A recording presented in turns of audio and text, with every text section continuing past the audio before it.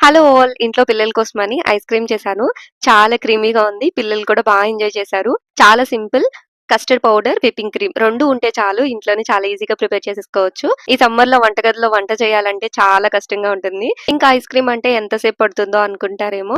చాలా సింపుల్. ఒక 5 minutes video అయితే నేను షేర్ చేశాను. మీకొక 10 మినిట్స్ పడుతుంది అంతే. నేనైతే 2 ఫ్లేవర్స్ ట్రై చేశాను. బేసిక్ ఐస్ క్రీమ్‌తో మనకి నచ్చిన ఫ్లేవర్ ట్రై చేయొచ్చు. లాంగ్ వీడియో చూస్తే మీకే అర్థమైపోతుంది. నార్మల్ స్పూన్‌తో కూడా ఐస్ క్రీమ్ చూడండి ఎంత పర్ఫెక్ట్‌గా, స్మూత్‌గా వస్తుందో. లక్కీకి ఈ మధ్య మాటలు ఎక్కువైపోయినియి.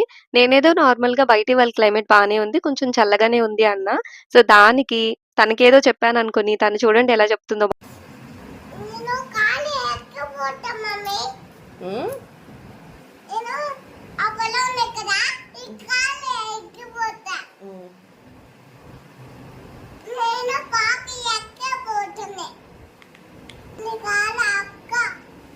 సో, చూసారు కదా మాటలు పుట్టయిపోయింది. అండ్ మీరైతే వీడియోకి ఒక లైక్ చేసి సపోర్ట్ చేయండి ప్లీజ్.